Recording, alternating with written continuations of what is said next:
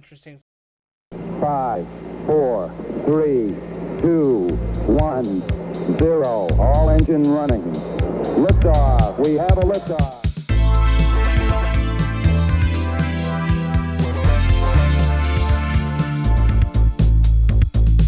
You're listening to Tabletop and Beyond with your host, Justin. But before we get started, how was your Geek Week? And co-hosts Dan and Jason. You have to be willing to let the dice help you tell the story. Okay, look, this year I'm going to stop mispronouncing words. Join us as we cover board games to war games and beyond.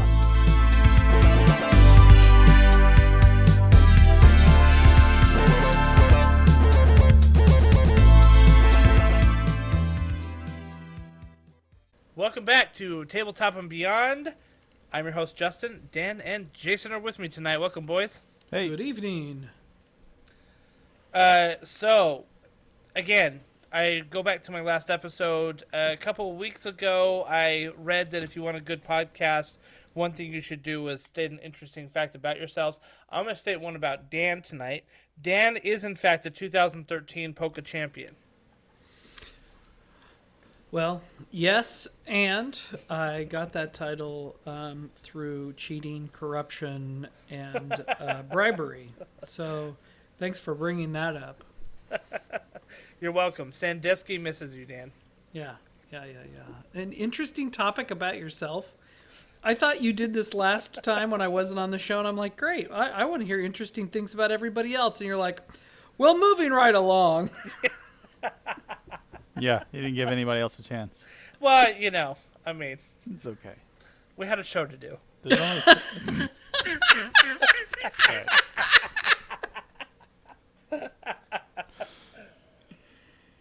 That's good times. next on our agenda. It's good times.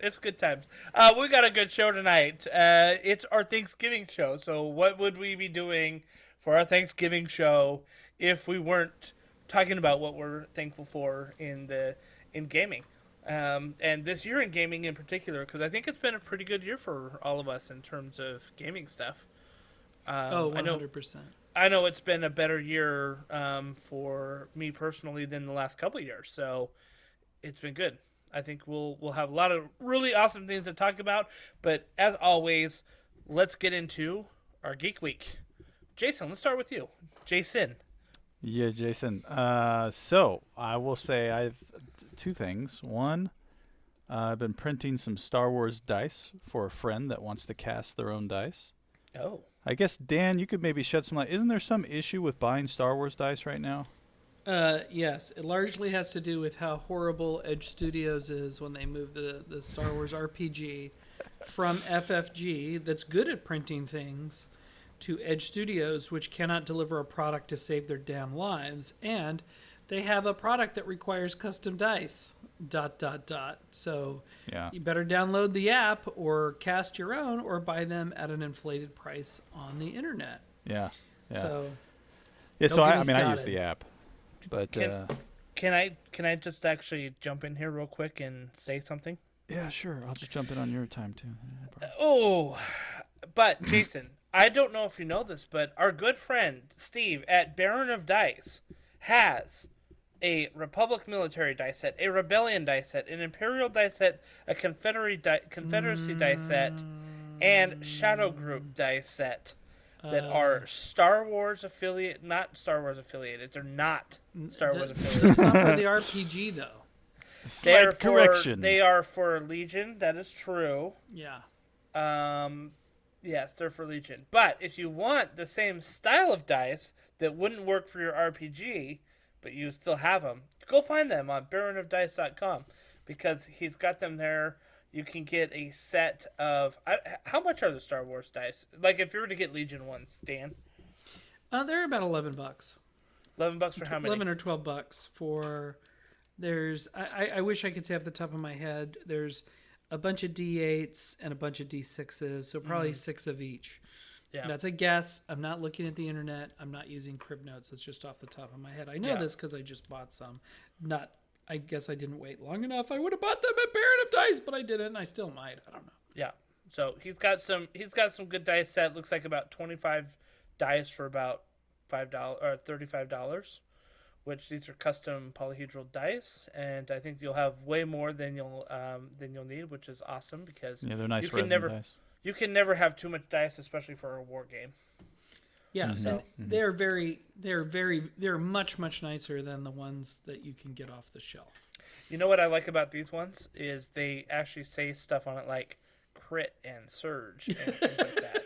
They use Because- words. Because sometimes I'm like, dang it, what does that symbol mean again? Yeah. You know, my extent of symbol on dice works for like when it replaces a 6 on a d6. Like that's pretty much my extent. So, this kind of helps with those things. So, Jason, I'm sorry. So into your time. back I'm to sorry. my Geek Week. Yeah, I so anyways, apologize. Just a second before we keep going with this Geek Week. I think this would be a good opportunity to plug Baron of Dice.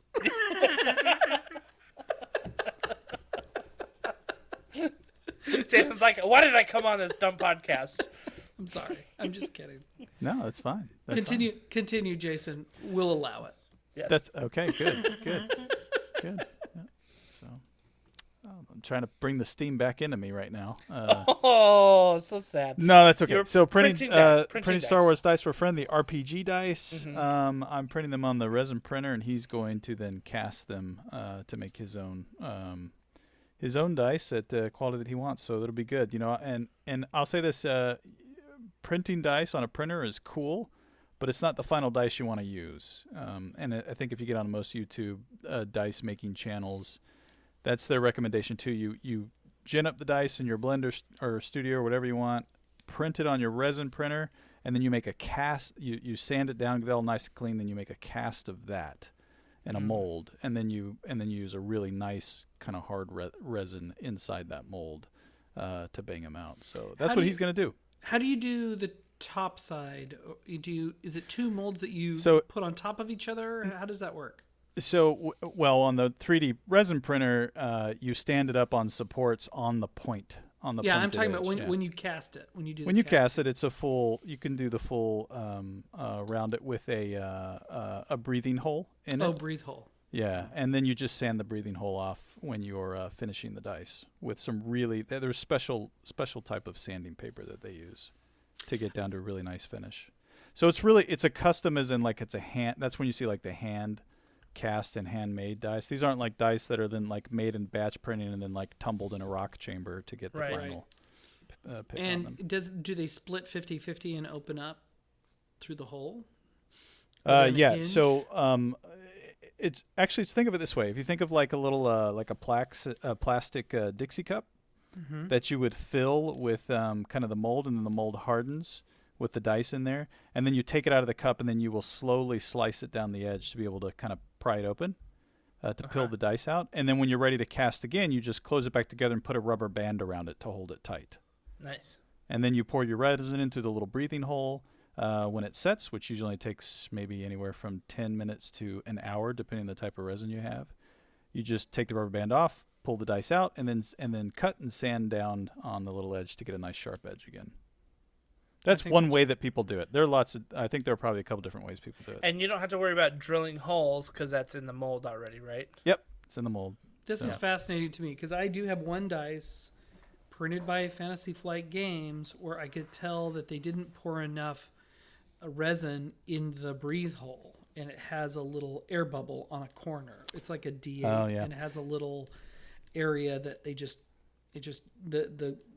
resin didn't fully fill, and so it's a void. So that is one thing I'm curious about, though. Is one nice thing about the resin printer is there's absolutely no bubbles, right? It is 100% solid, and I use the translucent green resin, so I can literally look through the dice and see that it is pure, like a pure solid.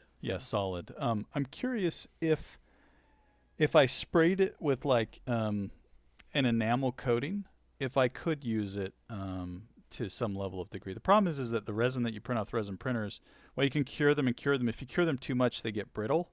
Yeah. And then you're going to start like breaking the dice on the edges. But if you if you don't cure it enough, then it scratches as well, and like it's easy to. So it's kind of like that's why no one uses That's why I think people cast it separately with a really hard resin in a mold afterwards, and they just develop the dice in the 3D printer. But, Right, and that's I what don't I know. figured. We'll see. I like the idea of casting in a mold after you 3D printed your master set. That makes way more sense. It totally does, because you can get resins that are like, probably not really, but feel diamond hard, right? And just not gonna break worth anything. Throw them across the room and they won't do anything to them. I have another question because this is fascinating to me. If there's indents for the pips or the symbols in this case, how are those painted in? Do you brush paint it? Do you dip them in a thing? What's the best way to go inside the voids and to have a differentiator between what the... So for instance, if the resin is like a marble, purple, you're gonna have to color in white for the symbols. Like, how is that done? It's a good question. I don't know. Probably get on some YouTube channels and find out pretty quick. I'm guessing that some people probably, just the ones who love their dice, probably hand paint it inside, because it's deep in. It's not like a bubble that pops out. But I'm not sure. I know in machines that's where like the rock tumbling happens, because they'll paint the whole thing and then they'll chip off the outside and it just leaves the inside. In the tumbler. Yeah. Maybe it's a thing where you wipe it down, or I don't know. Maybe. I'm so interested now. I mean, I could see how you would just kind of like slop it into that little crevice area, and then you could, if you did it quickly, you could wipe it off, and then worst case scenario, you could stand over the top and still leave the paint. That seems like a really easy way to do it, especially for complex designs on the dice. Yeah. Since it's really just a recess. Yep. Yeah. Yep. Yeah. Cool. That's All right. Thank you. Good idea. Thank you for answering my questions, because now I'm crazy curious about custom dice making. I was not before you shared your Geek Week, so thank you for your Geek Week, Jason. Yep. Well, how many different dice? There's like 8 different dice in a standard RPG, Star Wars RPG set or something. In the FFG RPG, it is a 7 dice set. 7, yeah. Yes, so I'm printing. One nice thing about a 3D resin printer is it's no matter how much stuff you print, as long as it can all fit on the bed, it takes the same amount of time, right? Because it's just printing an entire layer of that bed at once. So, I'm printing like, I think I got 6 dice to give them moving spacing. 6 dice at any one given time. So I can almost print a full Star Wars set on in one go. And it takes about 3.5 hours for it to print off the printer. So I'm just going to bang out a couple of these and give them to him so that he can he can experiment with sanding them down and doing his casts and molds. This is a buddy of mine who actually gave me this printer, so I'm more than happy to do this for him. Yeah. But I will say it is interesting because one thing about 3D printing is the supports are like probably the most critical skill to learn on here, and doing the dice require kind of a special approach to supports, because you're balancing the dice on their points. And you want, minimal contact with supports on the face of the dice. Right, you need a smooth face. Yeah, it's all along the edge, and I found a video that showed this guy that does a very, very, very thin supports, but you put like, a ton of them touching back, side to side, all along the sharp edge of the dice. So you kind of want to stand the dice up on its point, and then you do like 3 or 4 of these just kind of rows of these really thin supports, and it's worked extremely well. Like I've gotten perfect prints every time I've done it. So interesting methods. Second thing I did this week was I booted up my Xbox, and there's a new game on the Games Pass called Signalis, which is an old, like, if you ever played Resident Evil 1, which was like the kind of polygon 3D animation. Horror style, where you kind of like walking through the house, and then whenever you shoot, like you just kind of pull your gun up, and it's really horrible aim. There's like no bullets in the game, but everything's really slow. It's I think whoever made this game, they really loved that style of a horror, because it has that kind of 8-bit polygon, very like a futuristic version of Resident Evil, where it's really like a bunch of androids. Man, I'm spacing it. What is a robot that's biological? A skin job. Sure. The Bioroid. a Bio- bionic. A I know. I feel like clone, there's a word they were clone. missing. Well, anyways, they're I'd like say an android. yeah, they're like androids that have a little bit of bionic, organic matter in them, and they're kind of all spaced out inside this derelict like science lab station, and you're slowly dungeon crawling through it looking for it, but it definitely has that old Resident Evil 1 style graphics and feel. Looks like a labor of love of like maybe one or two dudes that developed the game. Fun game. Anyway, so that's what I've been burning my hours on when I find some hours. Awesome. Sounds great. Another thing for Games Pass, totally worth the money. Just try a game out. Oh, you know what? I don't even think I've installed it. I think I've been cloud streaming it. That's awesome. Called Signalis. Yeah, Signalis. Yep. It's very good. Dan, how's your Geek Week, buddy?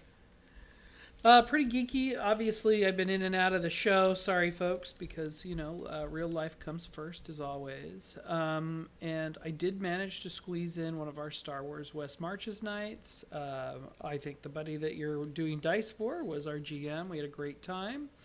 Did a lot of ship combat-oriented stuff, and now that everybody has to kind of pay their own way, getting the crap blasted out of your ship is super expensive to fix. Like, super expensive to fix. So you have to go do jobs to make money to fix your last botched job.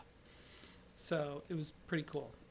So don't get shot in space, Star Wars players. Don't get shot if you have to pay for repairs. That was like every time we played Firefly. That's what it felt like. No matter what job you took on, it was like just a little bit less than the damages that you took on when you took the job just keep on. flying. Yeah. Just keep flying. Yeah, it's hard to keep flying. That's for sure. Yep. But it was great, and it was fun. I had a good time. I'm also painting my Star Wars Legion Mando, so I'm about a third of the way through my entire Legion army. Nice. Little over half, actually, not a third. Little over halfway through, and I've got three very vastly different color schemes for my three tribes or Mando clans, because I bought extra Mandos. I am, however, having kind of a miniature problem. Two problems. Number one, I'm going to give a shout out to Games Workshop. Their stuff is a lot sturdier. It takes the glue better. The glue is a tighter bond. I hate to say it. Sorry, Atomic Mass and FFG. You're not towing the line there. Yeah, I noticed that too with Legion stuff when I was helping our friend John. Like, very lightweight pressure in the wrong place will pop a guy right off a base. And I'm like, that weld, it would not have come off of his Games Workshop. So props to Game Workshop. The other thing is really about painting. So I have this magnifier head thing that I wear to see what I'm painting, right? Because I'm an old man. I'm going blind. It has a light on it. It has an LED light on it. And I work with the LED light on. I get the paint job perfect. I'm loving it. I'm like, this guy looks amazing. I set it down in normal light, and it's totally dark. Everything is just too dark. So I'm really struggling with going back and pulling out colors and doing highlights, especially after doing a wash, a tone wash on the Mini. So I don't know if you guys who have been painting longer than I have any thoughts on that. Is it really just about doing keeping it real high? Like, I guess I didn't hit white enough on Zenithal, or my light color on Zenithal enough. They just look a little too dark and muddy for my tastes. So that is a very normal thing, and it's also very normal to look at it in like a very bright tonal light as well, because that's what that LED is, right? Yeah. It's kind of a tone. It's very like blue. Color. It cleans everything up. Yeah, so it's very normal to look at that, and then you put it in normal light, and you're like, ugh, that doesn't look as good. The reality is that your paint job's somewhere in between. Yeah. You know what I mean? Because like if you take it to a game store, you're like, oh, actually that doesn't look that bad, because the light in our house is usually like a very warm light, but it's not very bright. You know, we're talking like 60-watt light bulbs, maybe 100, maybe, you know, and so But you take it to a game store and you've got like big bright fluorescent lights there that are a little bit closer to Really those comes LEDs. to the Kelvin temperature of the Yeah, light exactly. versus the wattage. Yeah. Yeah. Yeah. Well, and I noticed because I'm painting in one corner of my basement that is lower light. I walk it to the other side. They look a little better, but still I'm not happy with them. And so what I'm going back and doing is adding extra layers of highlights just because I don't want to repaint the whole mini. I don't want to strip the mini. No, I don't think you need to. I'm pretty happy with it. I just need it. And one of the tricks I've come up with is I took the fairy dust, the Army Painter fairy dust, and mixed it with the flat acrylic. And so this is like, I'm going to do a highlight on top of something I've done with speed paint that's a good match, that's a close match. And to whiten up the acrylic, to lighten it up. But then if I put that light white metallic in there with the little teeny flecks of metallic, it catches the light a little bit better. Sure. It's a little bit more of, it's not like stripper glitter. It's not that much pizzazz, but it just has enough, especially when you're painting armor, to say, oh, there's a little bit of metal fleck in there. It wouldn't work as well on something that's flesh, you know. Yeah, that works really well with the Mandalorians. And in fact, like a lot of the metallics that I paint with, I'll add tint colors and, like paint. I'll add normal acrylic paint to a metallic to tint it down or to change it a little bit or even make it darker. So just to get a hue that's a better feel for what you're doing. And I think what you're realizing is that if you just go straight wash over it and call it a day, it looks a little dirty. Yeah. And that's totally normal. And so a lot of times you need to go back and hit some of those highlights again to make sure that those washes stay in the deep parts of the model, not on the upper raised parts. Because I think the wash is still worth it. The very organic feel you get from the wash is just like printing your own money, but everything just feels a little blah. Yep. So yeah, you just got to go back and hit some highlights, and if you don't feel like doing the whole model, focus on the face and like the upper chest arms.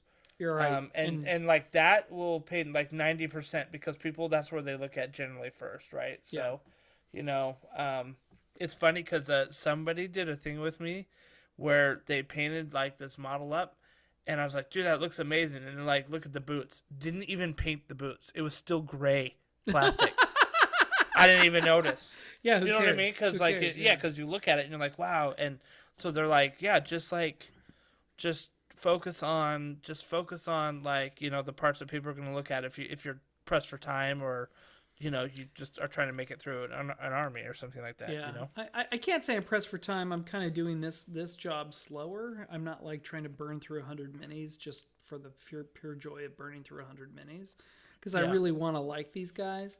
And the other problem is I got some guys that have been on screen, right? I've got Boba Fett, I've got Din Djarin, the Mandalorian, I've got Grogu, and I've got Darth Maul. So I'm trying to get as screen accurate with the color scheme as I can. I found out, but I didn't realize this, that Boba Fett wears two slightly different costumes between Empire Strikes Back and Return of the Jedi. This is something I learned today. Trying to decide, should I do the Return of the Jedi paint scheme or the Empire Strikes Back paint scheme? Long story short, the Empire Strikes Back has less color, so that's that one. Nice. That was easier to do. That was less of a lift. But anyway, just really enjoying the Zen. I like painting for long periods of time to get Zen, people. It is a form of relaxation if you don't let it frustrate you. I've been shouting that from the rooftops for years. Oh my gosh. It really does help a lot. So that's my Geek Week. What about you, Justin? So I have got a lot of projects going on right now. And I had a bunch of work stuff, but I still wanted to get some geeky stuff in. So over the weekend, I decided to really try to plow through Cyberpunk 2077. And I have finished all of the little hey, there's this robbery going on thing throughout the entire city. So you're talking hundreds and hundreds of these little prevent a theft happening, prevent somebody from being mugged, investigate a crime, that kind of thing. And just got through all that, got through a whole bunch of the gigs that you have to do, got through a whole bunch of side quests.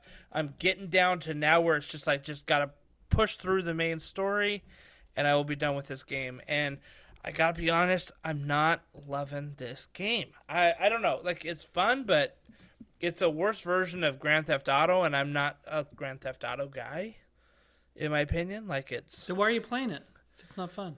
Because I'm a completionist. Yeah. So the completing it is fun. Yes, it's the accomplishment. It's accomplishment, and it's a borderline compulsion. I don't know. Like, You're scratching an itch. It'd be hard to Oh, walk yeah. away from something that close to the end. oh yeah, but the thing is it's like I've walked away from games before where it's like I just struggle with it, but these open world games, I like for some reason have this compulsion to see it through to the end. And plus, I wanted to get a really good feel for the world because I have sitting on my shelf right here Cyberpunk Red, which was the inspiration for Cyberpunk 2077, the RPG.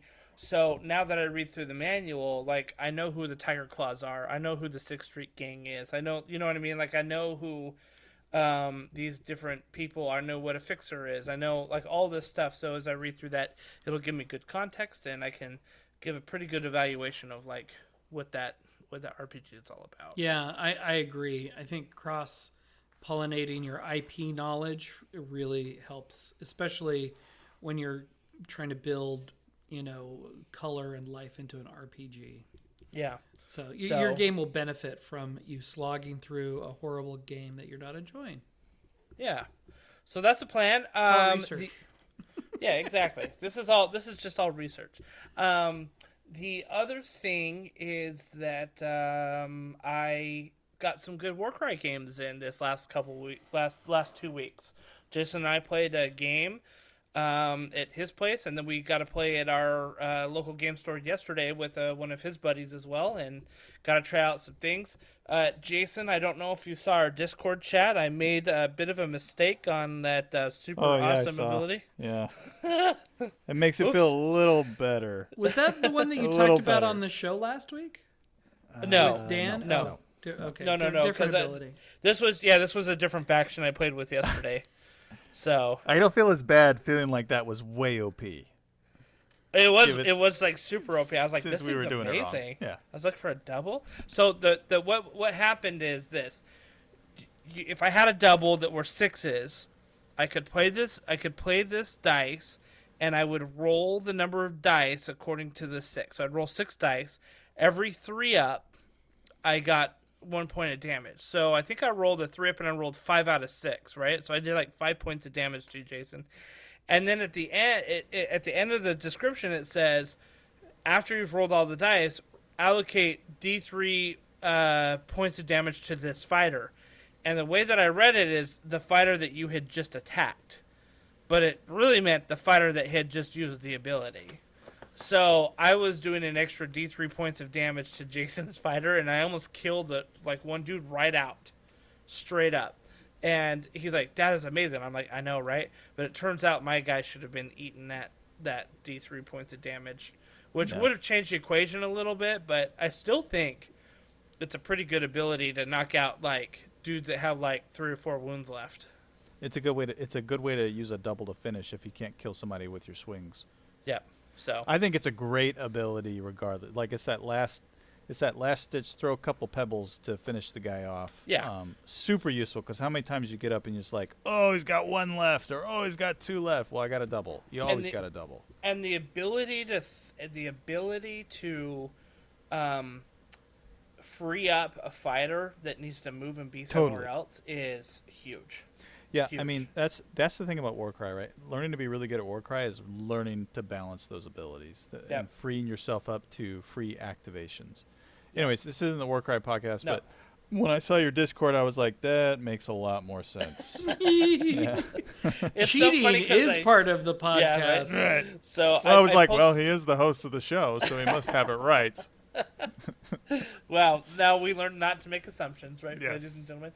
So it's so funny because I posted it in the Warcry Discord, and people were like, I mean, it's not that good. they're like, that's not nearly like one of the best doubles in the game. And I'm like, are you kidding me? I was like, look at all this damage it does. They're like, oh no, that D3 goes back to you. And I go, well, I recant my statement about it being the best one in there. Wow. Yeah. That's Does okay. it? I still won.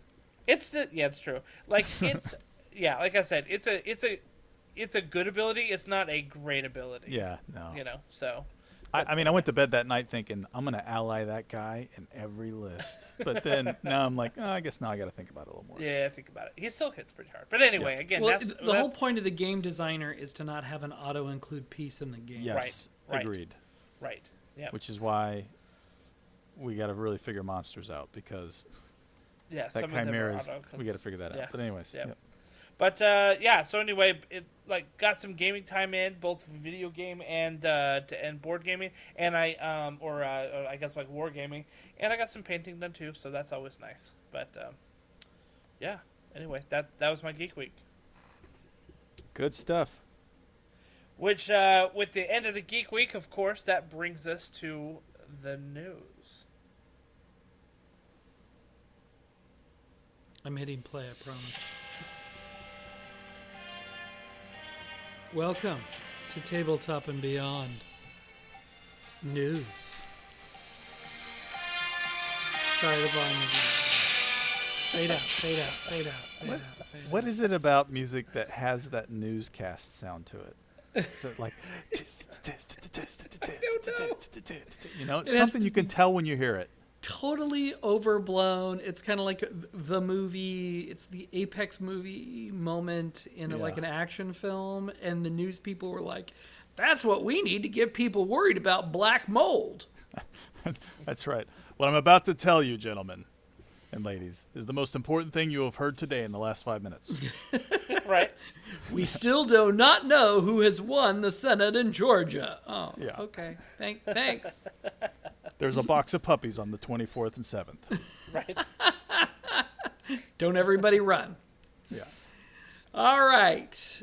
So, The Walking Dead is getting its own role-playing game, and our good friends at Free League Publishing are going to be putting it out over Kickstarter in spring of 2023. So there'll be a rule book, a starter set, and some other premium accessories that will be limited run that will go along with the fall 23 release. Now, I cannot put myself in the category of a Walking Dead fan, but I know it's big.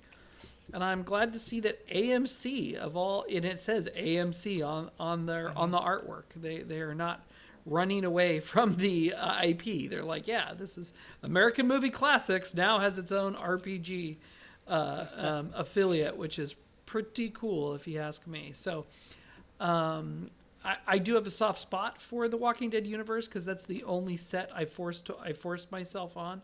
I think I talked about that about a year ago on the set where I'm like, my ride is leaving. I'm walking through your shop. That's so funny. But anyway, so for Walking Dead fans who want some zombie RPG stuff, we know Free League is always going to do a great job, and it'll be a great Kickstarter. So buckle up if that fits your gaming needs. Yeah, I'm think- curious. I'm curious about. I'm going to jump in real quick. Yep. Just because I'm curious about this. You know, I've followed Robert Kirkman's The Walking Dead from the first episode of the comic book, and up to the TV series, and I didn't How keep far did you going with watch? the TV series. I watched into the Negan? past Negan Okay. to not fully past Negan, but when the dude with the tiger. Yeah. The dude with the tiger pet? In the kingdom. Yep. Yeah. The basically that episode, the Kingdom. Yes, I think it was the second season of the Kingdom, where like at the last episode, like the Kingdom guys come in to save the day, and the tiger is like jumping from person to person, killing them. And I kind of looked at each other like, what are we watching? Like now there's like tigers and Yeah. it just kind of lost me at that. Those poor writers. Yeah, well, and there was like a karate episode where, like, you know, the guy who looked like Jesus, Yep. with the Jesus hair, he was like karate kicking zombies, and I'm like, okay, I'm not really feeling this anymore. Which is funny because like some of that stuff was in the comic books, and they made it work there. Yeah, It but in a just- comic book, I mean, it's looking like, you know, pretty direct, you know, like samurai sword hits and, you know, Yeah, flip yeah. kicks to, but it just didn't work from the directing style. Yeah. For me. I left The Walking Dead probably about the same time, Jason. Yeah. And my issue was it was like, oh, let's it was always like the character of the week show. You know what I mean? And like to me, when a show starts doing that, that means that they have run out of ideas for the main plot. Totally. It became rinse and repeat. It was rinse, Yep. repeat, rinse, repeat, rinse. I mean, it was the first couple seasons were so good because they were doing the world building. They were doing the exploration of characters in a post-apocalyptic world, and then it just became, well, we can't, any other character that we bring in is just going to feel like another character we showed like 3 weeks ago. Right. And so they had to go like extreme with Negan. Now Negan was in the comics, right? And Kirkman went that way himself, but they chose to portray him in the way they did. And I thought that Negan was portrayed extremely well when he first came in. Like that guy, what's that guy's name? Jeffrey Dean Morgan. Yeah, he did an amazing job portraying this kind of psychotic / not psychotic. I mean, the dude, because he wasn't insane. Like he knew what he had a plot. He was planning the whole time, right? But he's Jeffrey Dean Morgan is one of my favorite journeyman actors, right? Like he's in like a whole bunch of stuff. Yeah. That you're like, oh, that guy's in it. That guy, right? So he was in Supernatural, right? He was the dad in Supernatural, and he's in Walking Dead, and he's been all over the place, and he's awesome in everything he does. And I thought he did great with Negan too. He was terrifying. Oh, there were people who left the show because they're like, I can't handle how intense he is. It was pretty. It was pretty crazy. Which maybe bad for the show, but also for him as an actor. He's like, yeah, man, I knocked that out of the park. Like with his baseball bat, right? Yeah. Grand slam.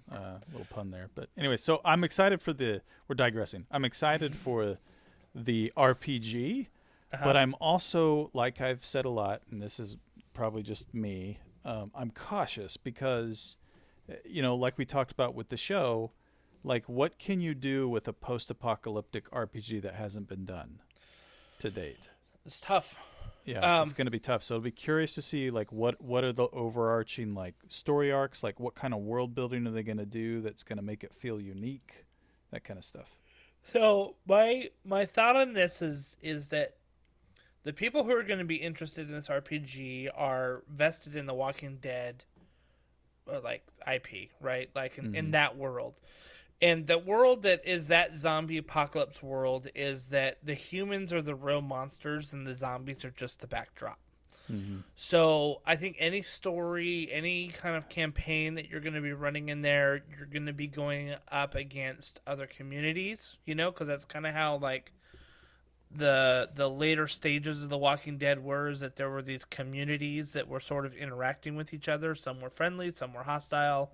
And then you had your wild cards that kind of would roam through and either stir stuff up or just be menaces themselves.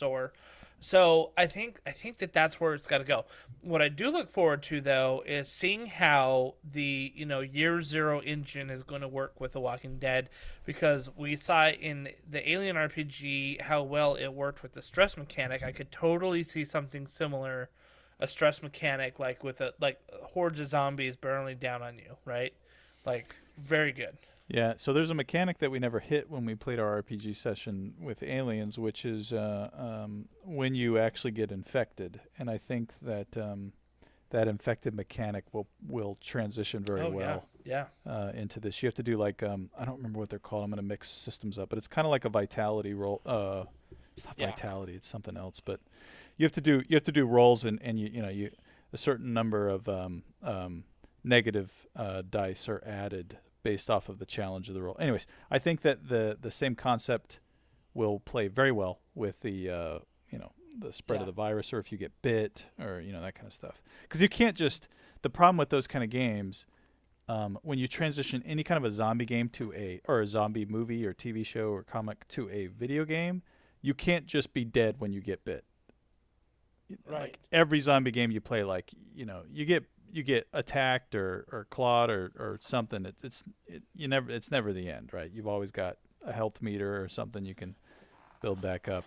But unless this RPG plans for you to roll characters a lot. Yeah, just keep Right. coming up. Oh, look, there's somebody new in our band of refugees. yeah, Look, well, I there's mean that's how the somebody Alien new. RPG is too. I mean, Yeah.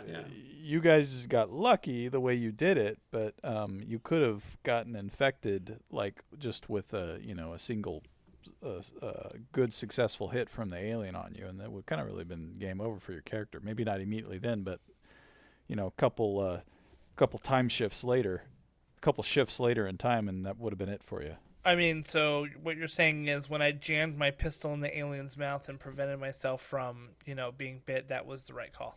Oh yeah, that was a good call. Let me posit an idea that this game, to the story point that you're pointing out, might be one of those where the box set is actually a better deal than buying the core book, because it sounds like a great 2 or 3 night box set. I think so. I think it's a great point, Dan. Yeah. Oh, yeah, that's interesting. This would be a good starter set.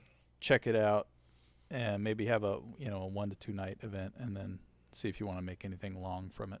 I mean, The Walking Dead has got a huge following. I mean, we buy RPGs all the time from IPs that have a much smaller following than Walking Dead. So I'm glad Free League is doing it. I think it's cool, and it may not be the it may not every RPG has to be optimized the same way 5th edition is. Right. To keep playing the same character for years. So Or anyway, made overly complex like 5th can be. yeah, Right. exactly. So I think that this would be like that. A lot of what Free League puts out are like the kind of RPGs I want to play at Gen Con. Totally. You know what I mean? Where it's like, I want an amazing one shot and it's going to be so much fun. Let's dive in and play. Like that, like I feel like Free League, we should almost do a Free League convention. Because Let's all their do it. games. Yeah, like, we'll fly Tomas over. Yeah, It'll be can great. run all of our games for us after no Yeah. sleep and an overnight international flight. No, but if you think about it, it might be, there's things about certain IPs that don't require the same amount of world building. There's so many RPGs out there that I have no idea what's going on in the IP. I've never even watched The Walking Dead, but I'm down for it. Nobody needs to get me up the learning curve of what's going on in the story. Well, So- you're going to know everything about Alexandria. Yeah, right. Virginia?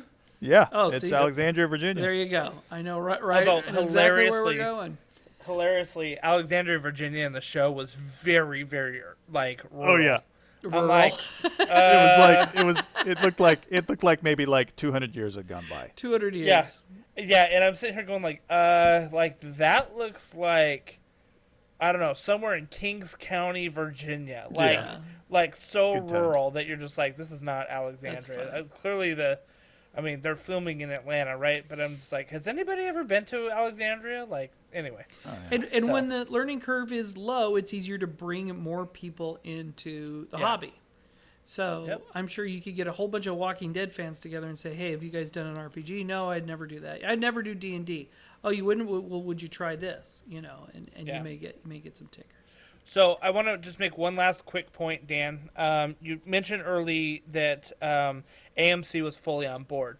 Now, I think that was kind of like a passing thing, sort of, that you said, but I think it's an important note because it's the genuine entertainment that is creating these partnerships with Free League Publishing. They're actually kind of the Hollywood liaison, and they secured these IPs from the studios, Nice. and that's who Free League Publishing is basically working with to get these IPs.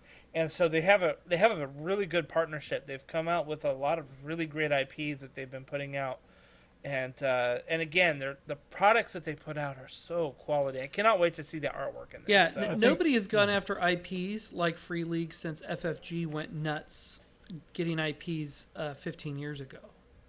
Where they were just racking one up after another, and then they got the cherry on top with Star Wars, and then the end of the story. Well, Free League's got metrics behind them too. They've got quality material they can share and show a user base. I think they're viable. They're viable to continue to grab IP and be a sexy place for those big shots when they want to step into the gaming industry.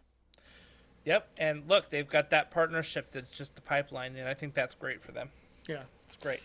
All right, So- our next piece of news, we mentioned Modifius before. I am a fan. They announced a new line of print-at-home STL files for Star Trek Adventures.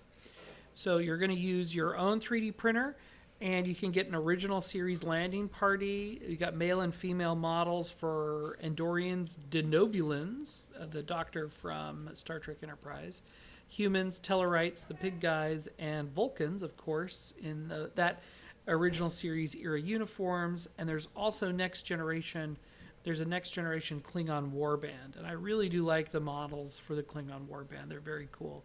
In years past, Modifius would do a print run of sprue type minis, and they did a couple of runs. I don't know how many runs of them they did, but they have not restocked that line in a long time. So instead of going back to having sprues printed in China, they're just putting out STL files with new models, not the same old models. I'm sure there's probably some overlap with the Klingons. But the Klingon warband looks super cool. I just ended my Star Wars Adventures Klingon campaign that I did for about a year, and if this would have come out a year ago, I would have printed a ton of custom minis. Are these free, or do you need to buy the STLs? They're about $4 each for the STL. For each model or each pack? Model. Ooh. So they're not cheap because you got to print your own, but at the same time, you buy it once and print as many times as you want. Yeah. So They have a lot of cool like Fallout print STLs as well. Huh. yeah, They- the they, Fallout. They've got a lot yeah. of STLs you can buy to print. Yeah. That's cool.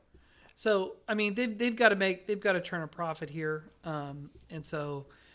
And you can get, if you're selling digital goods from essentially Europe, an STL file doesn't care, where it was manufactured, what container ship it's on, and when it shows up at your game store. You can have the STL file today. And if you have a 3D printer, which is more and more common in everybody's house, and extremely common at your public library. So if you're like, man, I sure wish I had a 3D printer that was good, go check out your public library. A lot of public libraries have great, not great 3D printing. I can't say how good of 3D printing it is, but it's way more commonplace in the public sector in the library system. So if you want cool Star Trek models, hey, with $4 you could have your own, Klingon warrior and go take it and print it for free down at your local library, and that's pretty low bar, and you'd probably have somebody help you do it too. Mm-hmm. So go crazy. I thought it was cool. I wish I was getting more into Star Trek, but I'm getting less into Star Trek for a little while. But the nice thing about the STL files is that they're always just going to be out there. They're not going to take those off their website and not sell them until they lose the license. Yep. So that's kind of cool. Good. And the other thing is if you maybe you want to print them in the future, get the STL files now, and if they lose their license in 10 years, who cares? You can still print whatever you want. Yeah, that's still awesome. got it. Anyway, Yep. those are my 2 news items. I've got just a couple things I want to add real quick. They'll be fast. First one, the Dark Tide Warhammer 40K Dark Tide video game is going to be landing on the Xbox in a week from Wednesday. So basically Wednesday, November 30th. I know 8 days. 8 days. I'm excited for this. This is like one of those Yeah, me too. 4-player survival co-op games, sort of like the Left 4 Dead games where you've got to work your way through together. If you've ever played Vermintide, it's almost exactly the same thing, except you've got las guns and war hammers rather than fantasy stuff, right? So it looks like it's going to be a lot of fun. The reviews that I'm seeing are very, very positive about it. So if you've got the Xbox Game Pass, look us up. Hit us up on the Discord, and we'll get a game. Let's play. The other thing is that Games Workshop has just released a whole bunch of stuff coming out in the month of December in time for Christmas. There's a whole bunch of Age of Sigmar battle boxes. There's a whole bunch of Warhammer 40K battle boxes. Warcry's coming out with a new box coming up. I wouldn't be surprised if they announce a Kill Team one, Jason, in like 2 weeks. Just because they can. Well, although they did just come out with the other Kill Team one, didn't they? the Into the Dark one. Yep. Um, We'll see. We'll see. But the point is there's a whole bunch of like models coming out. If you need updated Christmas lists, like this is the time to do it. And I did see a funny meme the other day. It's like somebody was like, what did they say? They said basically like when we ask for models for Christmas, it's like asking for Legos and getting duplex blocks. Like, oh yeah, cool, these are nice. Yeah, I can't wait to put this together. Wah, wah, wah. So I got one more in 10 days for all you horror game fans out there. Callisto Protocol drops the 2nd of December. I'm excited for this. This is a game that is directed by Glenn Schofield, who was the director of Dead Space, the original Dead Space, which is like my number one favorite horror series is the Dead Space series. So Callisto Protocol looks very true to his take on the original Dead Space. This is a guy who stepped away from horror for a little bit, and he's done a lot of work with the Modern Warfare. So he's been in gaming for a long time, but it looks like he's getting back to his real horror roots here with this game. I'm super excited about this game. But anyways, check it out if you liked Dead Space or any of those kind of horror survival, sci-fi, futuristic, and trapped in a derelict station trying to survive kind of a place. So I'm guessing this is a sci-fi one too, right? Yep. Mm-hmm. Oh yeah. Yeah. Okay. I have a quick update to mine. You can buy the entire Klingon Warband STL file pack of 8 models for $18.20 on the Modifius website. That's not bad. And you can also buy the Federation group 10 models for $25.48. Yeah. And they are also available on DriveThruRPG and for slightly less money for some reason. I think this is how much things cost when you it's a currency exchange number, like it's $3.64 on the website, $3 on DriveThruRPG. Right. So if you want to save that 64 cents, buckos, I mean, I think that's to me that's much more reasonable, like compared to a lot of other STLs that are out there. Not like a $4 model still is not like a terrible price, especially if like you're really into Klingons. But if you can get a pack that makes them about $250 a model, that's even better, So, sweet, very good. Sorry for the follow up. I should have had that piece of information ready to go. No, that's all right. That's all right. As everybody can tell, there's lots of stuff coming up. Is there anything that you guys are tracking that we need to be announcing on the podcast here? Because we know that there's lots of things coming out. 'Tis the season after all.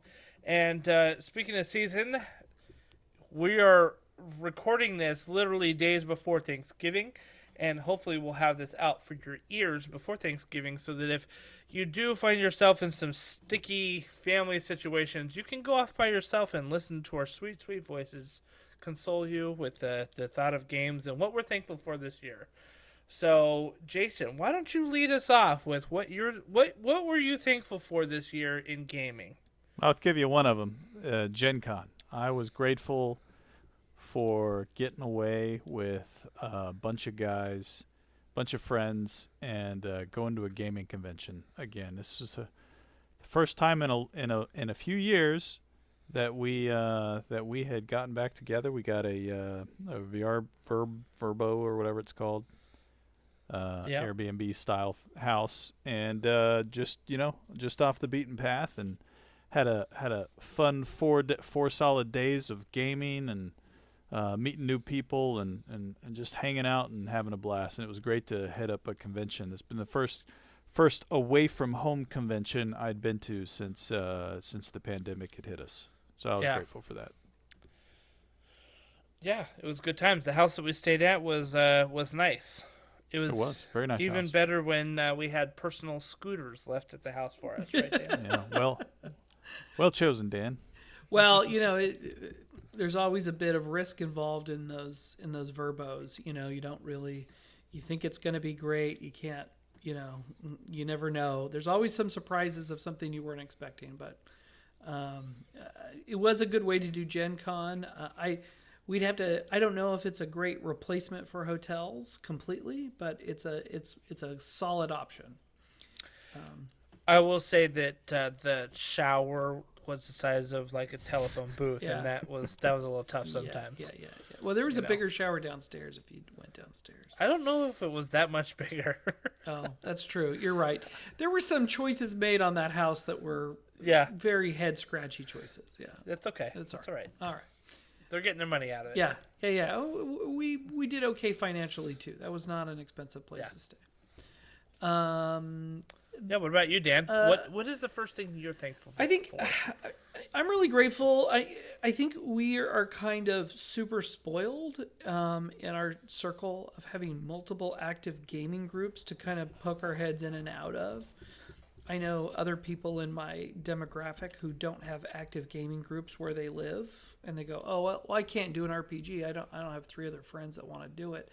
And maybe they could if they put a little energy into it. It takes almost no energy for our group to get together and to do something, or parts of our group, or recombinations of our group. And it's our group is spidered out so big. There's so many folks that there's no way the group, calling it the group doesn't really make sense. So I'm very It's kinda thankful that I'm turning down games all the freaking time. Yeah. That's like an embarrassment of riches. So thanks for that. Thanks for you guys for hosting games. I try to host games at my place, and we just keep the ball rolling, and it just has not stopped rolling for many years now. So Yeah, let's keep it it used up. to be that game night was once a month, and now I feel like you can almost hit it up weekly if you can make it work schedule wise, because there's one available. Yeah, Yeah. yeah, yeah. Yeah, and I mean to go along with that, like I've got a whole bunch of RPGs like that I want to try out and just kind of get a feel for, and it's been great to be like, hey, who wants to try out RuneQuest this year? You know what I mean, and stuff like that, and just to be able to like pull in a whole bunch of different people every time.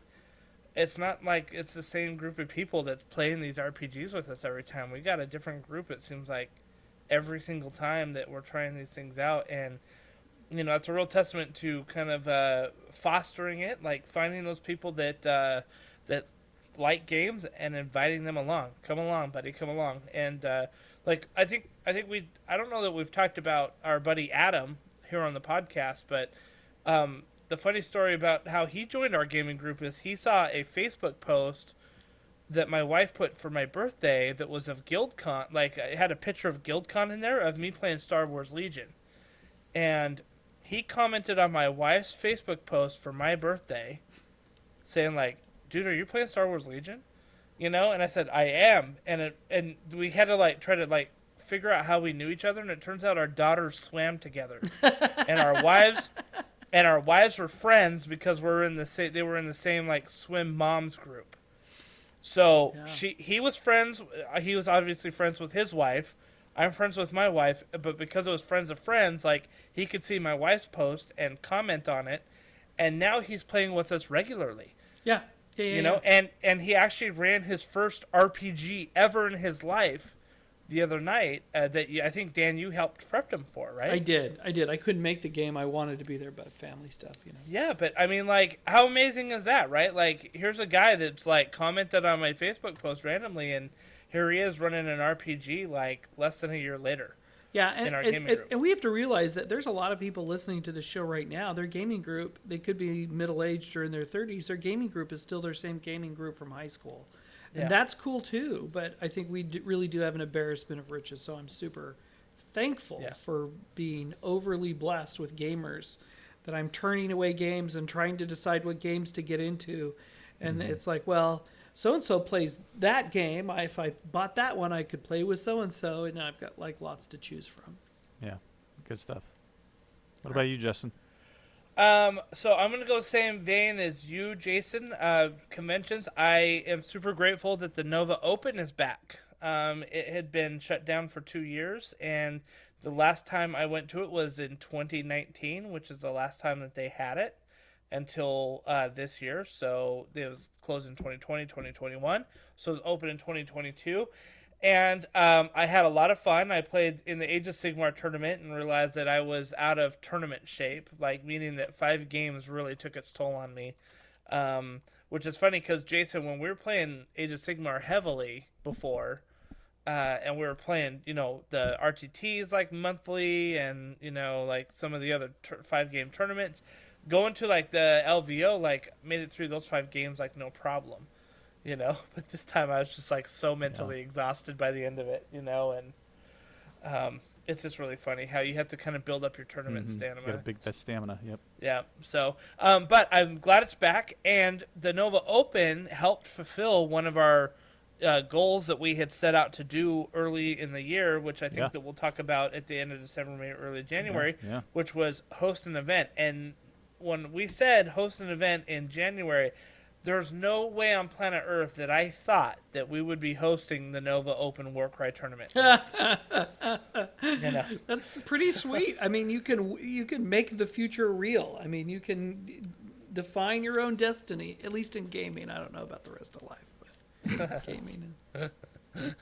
Yeah, I mean, I think that it was pretty cool, and I thought the tournament went really well.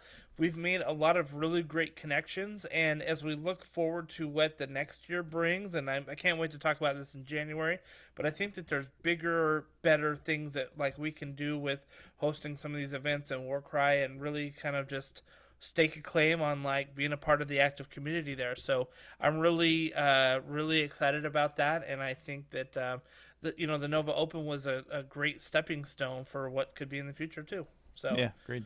Yep. Good stuff. Yeah. Good stuff. Well, my next one is Games Pass. I am super grateful for Games Pass. I had one of my New Year's resolutions that we talked about at the beginning of the year was to play a new game every month. Oh, nice. And whether that be board game or video game or role-playing game. And I've been able to achieve that largely because of what Dan said. We have an active gaming groups that have gotten even more active this year.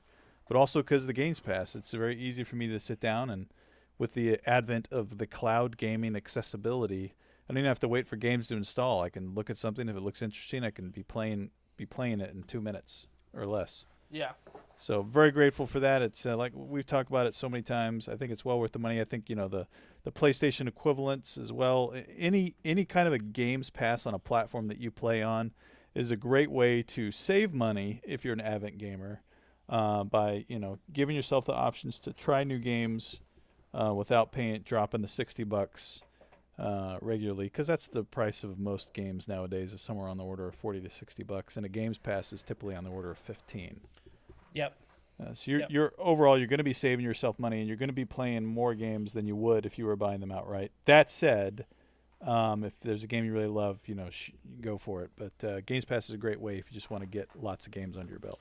You know what I use it for is to shut my kids up about what games they want to buy. It's like, oh, true. Hey, let's get this kind of game. I'm like, well, go find the equivalent on Games Pass and just go do that, because there you go. That's free. You can download it right now. Save you money. And there's no way we could download 12 games a year for what we're paying for Games Pass. So yeah, I'm a fan. I don't use it, but my kids do. So it makes the Xbox a very, very useful entertainment device.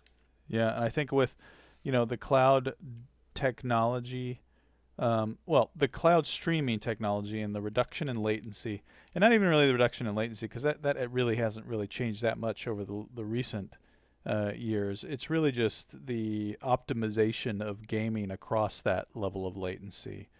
And the types of games you can play that still feel fine over that. It really, I think, is moving us in a direction of not needing an optimized set-top box to be able to play in the gaming industry. I think you'll always have your super PlayStation 5s or your super Xbox Series X's, but I think we will in the future we will see very simple streaming devices and potentially TVs that just have cloud gaming built into them.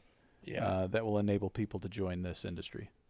I think that's Xbox's vision, honestly. Oh, yeah. I think that in fact they have stated they want to get out of the console wars. Yeah, I mean, imagine buying a we'll just say Samsung, because that's an easy brand for a Samsung or an LG TV that has Xbox Game Pass built into it. Yeah, and the TV comes with a controller, or you can just you can sync a Bluetooth controller up to it. You're playing game. As long as they keep patching those damn things, as long as they keep running firmware updates. Yeah.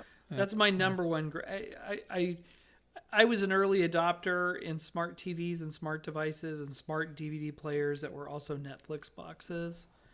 And one of my gripes was that, with the exception of Roku and the big boys who are out right now, but everybody who would put out a device that could also do a thing would support it for 12 months and then they would stop supporting it. Yeah, and then agreed. they'd be like, so just go buy the new box. And you'd be like, jerks. Right.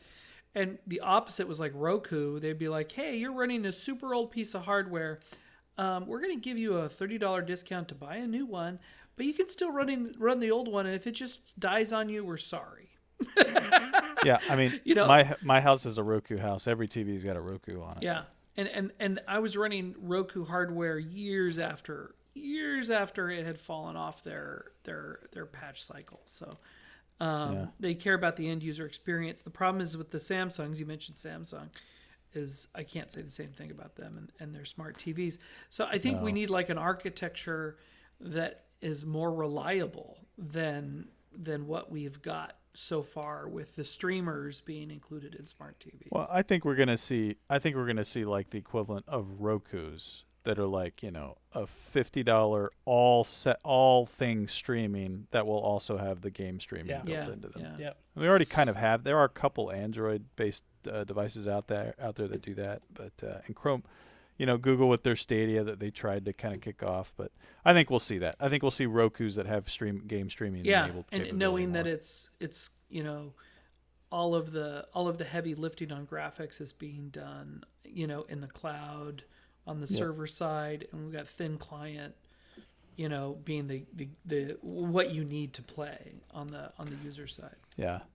We're digressing a bit, but anyway, so that was what I was grateful for was Games Pass. I don't want you to be thankful for that because I disagree. No, I'm kidding. But Dan, what's your next, man? On the hobbying side of gaming, we went in depth into this a couple podcasts ago, so I won't recycle that. But I actually enjoy the hobbying side way more now than I did several years ago. I don't know if that's because I have more space to do it. I have more, I don't know, whatever. My lifestyle is conducive to hobbying as well as gaming, and leveraging the hobbying side, reinforcing the gaming side. It used to be you're playing the game or you're not playing the game. Now it's like, well, I'm going to go work on this modeling and I'm going to paint some models or I'm going to do this. I first built the game table 2 years ago, and then over the last year I've gotten into mini painting and model building, and it's fun. I'm getting it. I like it. It's fun, and I'm thankful for it. I'm glad I wasn't just buying stuff, ripping it out of the box, putting it on the shelf. Now there's a lot more. I have a lot more investment in what I'm doing than I had a couple years back. So I think, Dan, too, like we needed to find the right size for you for the modeling and painting stuff, right, in the beginning. Because the idea of you doing the classic Citadel method of the base coat, the wash, the edge highlights, all that kind of stuff, I think seemed pretty daunting to you. And whether that be your setup or whether it be the technique or whatever it was, but I think we found the right size for you to get you kind of like dipping your toe in the water with those speed paints, you know, and then kind of it grew on, and there's more and more. We kind of added layer upon layer, you know, as you would with 2 thin coats of paint. Beautiful metaphor. That's a beautiful metaphor. But you're right. You should be able to get people. The hobby should not be a painful wall to climb of a learning curve. And I think people who paint a lot are used to painting a lot and don't understand what it was like not to paint minis. And so some people have a harder time communicating that it can be fun and satisfying. And now that the tools are slightly better and you can get slightly better results with slightly less talent than you could maybe a few years ago, it kind of relieves some of the pressure. Totally. And I think that there's a lot more like content out there, like YouTube, that you can look up and see how to do that wasn't even there like maybe 3 or 4 years ago, you know? So There's a lot of good stuff there, and it's funny because people will sometimes ask me for advice in painting, and I have to be like, okay, well, where are you in your painting journey? You know what I mean? Because I don't want to set them on a path that's going to ultimately frustrate them. So I'm like, look, if speed paint is what's going to help you get that army painted, do it. Yeah. Go for it. You know what I mean? Like, that's just not my style at this point. Like, I'm not going to be like a massive speed paint guy. I might use it like once or twice. Yeah. But if that's what you need to like get into the hobby and really like feel accomplished, like, please do that. Like, that's exactly where you need to be right now. Yeah. Yeah, and So. I think it's really incumbent upon the community, and I think you have demonstrated this, and Jay, is to like, when you're good at something and somebody isn't, is, you got to be on their side, not like, oh, your thing sucks, because you've never done that, Yeah. and that really helps a lot, because there's got to be a permission space. You got to give yourself permission to learn how to do a thing. And when you paint a mini, it's just out there in the universe unless you put it in a box and hide it away. People pick it up and look at it, and they go, oh, cool, or they go, oh, wow, that's a choice. There's a choice. You made a choice there. That's an interesting choice. So it's okay to suck a little bit. Don't be too harsh on yourself. Well, I think you make a good point there too, which is like, we all have, especially if you're getting into art stuff, like, you have a taste. And this is what Ira Glass said. He was from This American Podcast, right? Or This American Life podcast. Yeah.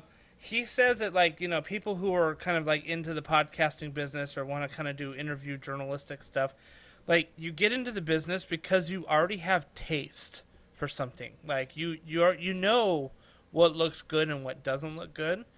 And what you do is, like, you try it out and you realize, oh, that's not good. Let me try to make it better. Oh, that's not good either. Let me try to make it better. And it's that kind of iterative process that you have to go through, that where you find your own style, you find your own taste. Like, but the thing is we all kind of come into this innately knowing, like, what looks good and what doesn't. Like, you can look at it and be like, that looks really amazing, or that's not quite the quality I want to go with or I want to get, and that kind of pushes you to do a little bit better. And so you never want to tamp down somebody who's on that, like, journey, and be like, it's so bad you should be out of this hobby forever, right? Like, because the thing is they probably already know. They probably already know that, like, hey, this isn't the best mini ever, but it's my first one, so I'm happy with it and, like, proud of it. And you don't want to ever, like, put out that fire of enthusiasm. Yeah. You know? And some, you just got to jump in and give it a try, and not say, no, this is impossible. And that's, look, I'm going to say contrast paints, speed paints helped me a crap ton, and washes, like ink wash, army painter washes, made my life, improved my results so much that I liked looking at my results. Yeah. Instead of painting and going, oh, this is garbage. Please put this in a box and hide it. Right. So, anyway. It makes such a difference. That's great. And I'm happy for you, man, because, like, you talked about it before, like, I'm just not good at this. I just don't want to do this. But then hearing you now, like, it's your Zen space. You feel happy. You feel content while you're doing it. Like, that's the things that I love when I hobby. You know what I mean? And so I like hearing that you're in that space too. And it reinforces playing later with people. And that's social, and social is good. So it actually gives you this really fun antisocial thing to do that makes you more social later. It's very weird. It's great. We love hobbying, obviously. Go for it. Okay, you're next. Obviously. So I'm looking at this collection that I've started really in 2022, and I didn't think it was something that I would be doing when we talked about stuff in January, but here I am. I've got a whole bunch of starter sets for RPGs. I've got RuneQuest here, Call of Cthulhu, The One Ring, Warhammer Fantasy Roleplay. I've got a couple more, but I've got just a bunch of these starter sets that I've sort of collected here. Pendragon, Blackbirds, and I'm kind of like I'm kind of realizing that I really, really love starter sets, and I'm thankful for them because I really love playing a 1 to 3 mission campaign, or session or whatever it is, and just testing it out, seeing what I love about the game, and then deciding, do I want to make a bigger game out of this? Yes or no? And it's just been so much fun to learn a lot of these different systems. It was so much fun learning RuneQuest, and basically it's like the OG of the D100 games, Yeah. you know? Yeah. And so like you look at that and you're like, so that's where like the Warhammer 40K got its stuff.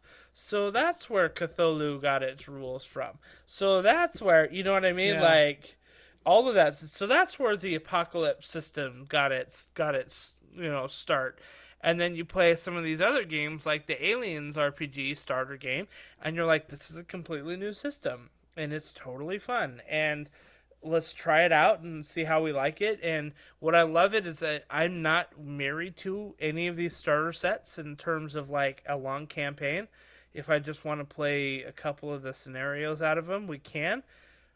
And if we want to get the core rule book afterwards and dive into it a little bit more, that's great. But man, it's great for some one shots. Yeah. That are just a ton of fun. I will say the downside a little bit is that I'm usually the one that's running them. Sometimes I want to play them more than I want to run them. But I don't mind running games like this because I do enjoy the aspect of digging into kind of the mechanics and like, how does this work? And most starter sets come with a rules light version. So you don't get bogged down with like, okay, well, how does grapple work? Well, and they're way and stuff more like that. They're just way more fun. I hate to say it, and it doesn't require so much of an investment to get a big, thick, 300+ page, fully color printed, hardbound book, and then try to reverse engineer how to play the thing.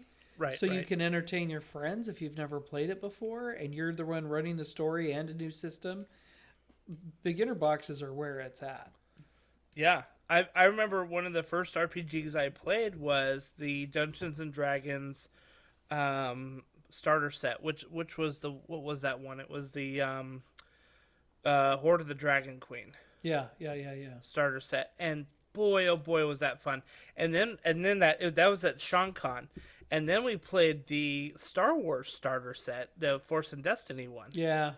And Same weekend. Yeah, and man, again, what a blast that was. I had so much fun playing those games, and they're great. Usually the scenarios are light, but they're super fun, and you can do it. So I'm very thankful for all the starter sets that are coming out because it's expanding my knowledge of the RPG universe and kind of what's out there. And man, if you have feeling like you're stuck in a D&D 5e rut, get out. Go get a starter set. Like Cthulhu's $20. I think the One Ring's like $35. Yeah, it's the cost of a pizza, quite frankly. Yeah. So invite your friends over, have them spring for pizza. You buy the starter set. Everybody's happy. Yeah. It's a win. It's a win-win. So yeah. There you go. So that's what I'm thankful for. Starter sets. Very cool. Yeah. Back to you, Jay. So this year I was very grateful for Elden Ring. That was a great experience to dive back into a game that was in the spirit of the Souls franchise. Yeah. I've been a fan since Demon's Souls back on the original PlayStation, or not original, but on PlayStation 3, I think, and followed all of the Souls games. Even played Bloodborne on the PS4. Such a good game Elden Ring was. Huge game. Like always, great deep story.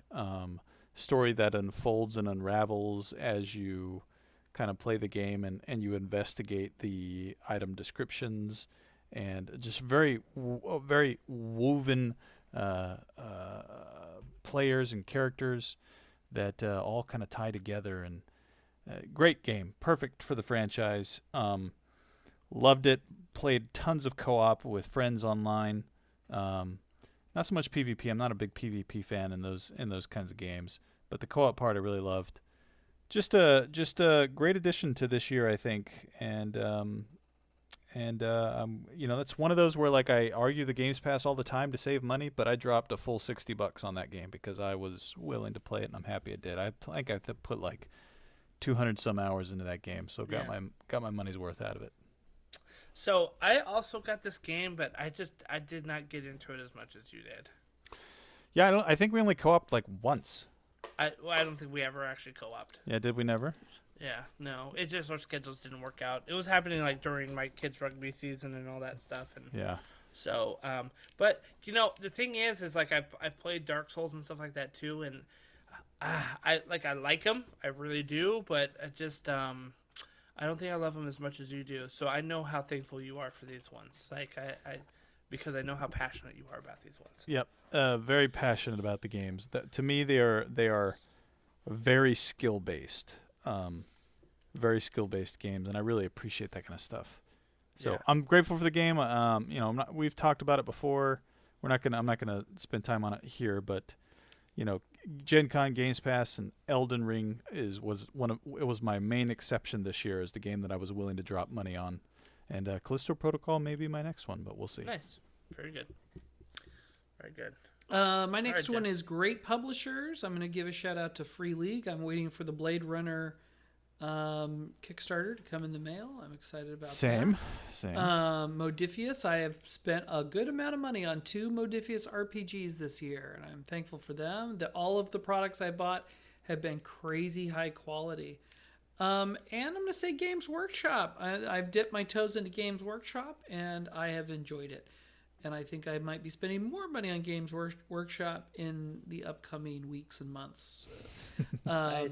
I cannot shout out Edge Studios that has left us all high and dry on Genesis and on Star Wars. And I'm Atomic Mass Games. I'm going to give kind of they've done a great job publishing FFG stuff. Let me just say that. I'm waiting for their stuff to get good. But I wish it was as good as I wish it was top notch. But there are great publishers out there, and you don't have to just fall in love with one publisher. I'm talking to you, Wizards of the Coast fans. There's other people out there who are making great products that you should get serious about. It's pretty wild to me that like Free League Publishing is like mopping the floor with Atomic Mass Games, and like that's got some pretty heavy IPs. Oh my gosh! Oh, you mean Edge, which is produced Edge. Yeah, nothing, sorry, Edge. Literally nothing. Yep. Well, maybe one book. They produced, I think, a 5e. Their own IP in a 5e wrapper, which is like okay, so you did the same thing like 20 Kickstarters did in the last 6 months. Right. Exactly. Here's your applause. So. They actually have to. They sent out a "We're sorry, we suck" note to the fans. They're like, "Oh well, between China and supply chain and their our pipeline," I'm like, "You guys are garbage." Meanwhile, you're watching other small independent ones like killing it, right? Yeah. Well, and you're like, yeah, okay. All they would have to do is put out one item on a product line that I spend money on, and they would have my money. But you guess who's got my money? Modifius has it, and Free League. So I'm not trying to throw shade at Edge, but they've earned all the shade I'm throwing. Yeah, but it's funny though, because it's like I was talking with Lincoln the other day when he got his Blade Runner RPG. How fast was that fulfillment? They knew what they're doing. Like ridiculous. Like they just had the Kickstarter for it back in June. And it's already fulfilled. Like, I mean, that's not even like normal Kickstarter timeline. That like the normal Kickstarter timeline is we would have it next year in 2023, And so the fact that it's like people are getting it in the mail, they've already had the PDF. Like, I don't know. Like, there's some companies in the industry that I think that have taken for granted that there was only a few legit publishers for a long time. Yeah. Mm-hmm. So, all right. Yeah, you got another one? Oh, your one is the same as my fourth one, so I'll delete my fourth one. Yeah, okay. So yeah, I was gonna talk about gaming social media. Like, it's kind of nice. This kind of goes hand in hand, Dan, with your comment about the communities. And I think it being a part of an active gaming community is great and important, especially when you have like an in-person one. But the fact is that like there's a lot of great gaming social media out there that gives us our virtual and kind of like network affiliated gaming groups, I guess, so that's your discords out there, your Facebook groups, and your WhatsApp chats and all that stuff. I'll even give a little bit of a shout out to Twitter. I normally hate Twitter with a passion. I really do. That's because you're a good Well, person. may not have it. May not have it in a little bit anyway. I know, right? Hey, we can go all get our blue check marks now, right? Yeah, right. So everybody looks like they're bailing for Hive, which I'm like, great. That's just another social media thing that I have to like look into. But the point is that Twitter. The funny thing about Twitter is that I had a personal account for a long time, and I was following politics and sports and movies and all that kind of stuff. And I got to the point where I'm just like, ugh, I don't even want to be on this bathroom wall of the internet anymore. Yeah. But then I realized that a lot of the gaming stuff is on Twitter, and whether you like it or not, the game publishers are out there. Like there's influencers that are out there. Like, there's an audience out there that's on Twitter, and so I said, okay, I'm going to create our Tabletop and Beyond Twitter account, and I just said I'm just going to follow gaming people. Like, I'm not gonna follow Sony, and I'm not gonna follow Donald Trump, and I'm not gonna follow like I'm just following just gaming people. If you have a podcast, and like I'll look at people's profiles if they follow me to follow them back, and if it says anything about like games, board games, RPGs, I'll follow you back. If it's just like funny guy who likes to talk about politics, forget it. Like, I'm not following you back, right? Like, you may be totally into games, but if you're not even willing to put that in your description, then like I'm not gonna follow you back, because I just don't want to clog up the feed that's not like gaming related, So my point is that there's some amazing communities out there that really have some great insight into games and gaming and all sorts of things. You kind of need to go out and find them. Like, go find your people out there on the internet. If it's on Twitter, like, make sure you curate that list of people like very carefully so that you get that good gaming feed. If it's Facebook, go find the right groups. If it's WhatsApp or Discord, I mean, it seems like everybody's got a Discord channel nowadays, including us. But you know what? If you really are into geeky things and you just want to, talk a bunch or BS about different things like the Weird Al movie, like, jump in our Discord. Like, we talk about a lot of weird geeky stuff that sometimes isn't even gaming related, but I find super interesting. I love me some Discord. That was my item. It's great to curate your group and to not have to deal with advertising. So right, and it's free, and you can pay if you want to pay. So I love me some Discord. I'll leave it at that. Yeah, totally. Good times. So I think we had a lot to be thankful for this year. I think the theme of what we were seeing is it was a good year to get back into sort of in-person gaming, and we definitely reaped the rewards of that. And it kind of expanded some of our horizons. So what a great year. What a great time to be around in gaming. I do think that we're kind of in a golden age of gaming right now, tabletop gaming, where we're seeing a lot of great things come out on the board game front. There's new, like, and improved war games. There's the RPG scene is just ripe for newness. And I mean, for goodness sakes, we've got a D&D movie coming out next year, right? That's supposed to be a pretty big blockbuster. So awesome. This is a great time to enjoy it, to be happy, to be thankful, and the more that we're grateful, the more that that helps our fellow gamers be happy and thankful as well. So, anything else to add, gentlemen? Well said. I'm thankful for Justin. He's the glue that keeps this podcast going. So if you guys like our show, it's all Justin, and Jay and I are just along for the ride. I don't know about that. You guys definitely balance out the weirdness that I am. So I appreciate you guys too. Cool. You know, good times. So. Yeah, man, good stuff. Yeah, well, thank you everybody for listening to us tonight. We hope that you have a wonderful Thanksgiving if you're in the United States, and if you're not in the United States, well, happy Thursday. Have a great Thursday. Have a great Thursday. So, all right, everybody, have a great night, and we will catch you next time. Keep the dice rolling. Later, See ya. bye.